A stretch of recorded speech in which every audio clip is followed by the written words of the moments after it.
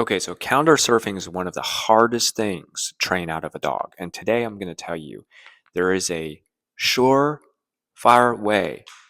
Okay, there is one way to 100% train your dog to not counter surf, and it's one of the easiest things to do actually once you figure out what to do, and that is make sure you don't put food on the counters. I know this is like, yeah, that's it. Literally, that's it. Now, I've got a husky, okay? If you know anything about huskies, they are stubborn. They do not listen to you. Oh, okay. Yeah, you can't hear, but he just fought back. Um, but so especially when you get a small husky when they're younger, they're not going to listen. They're going to counter surf. They're going to, if they see food, they're going to go after it, right?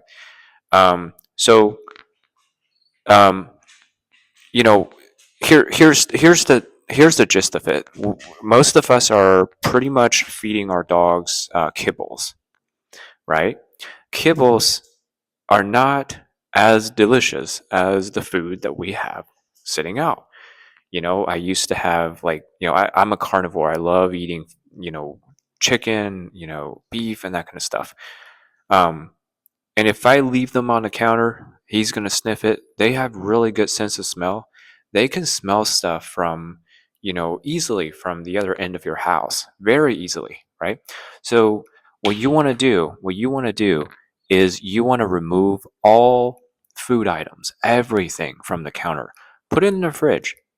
Put it away. Put them all away.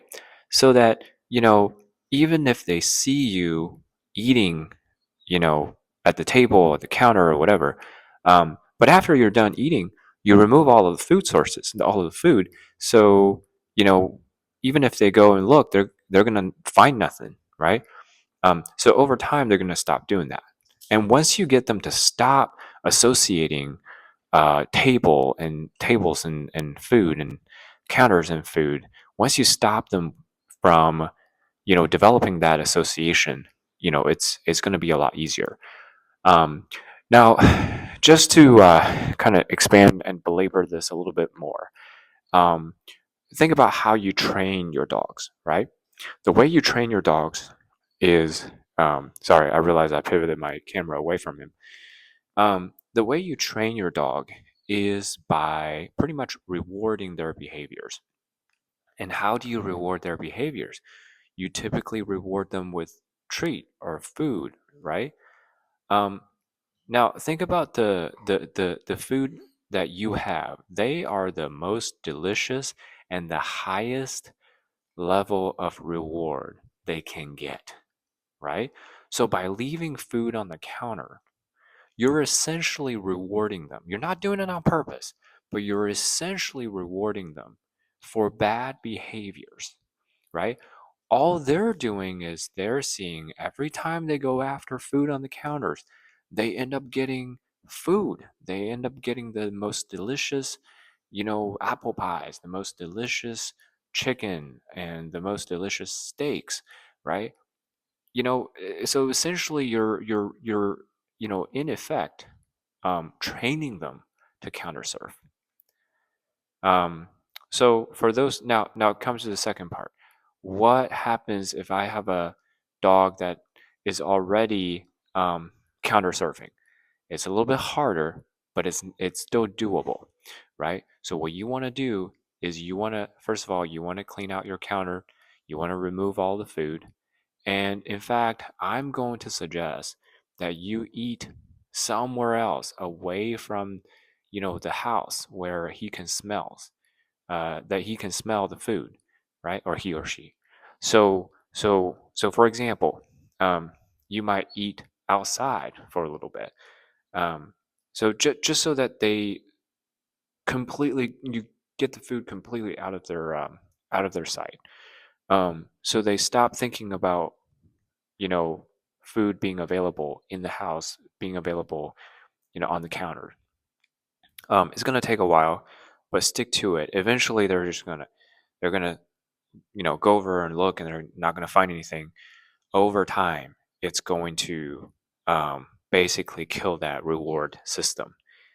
Um, So that's it. It's a long way of saying that. I know a lot of people go for kind of a negative feedback loop, right? So there's like, oh, bad, don't do that, don't counter serve.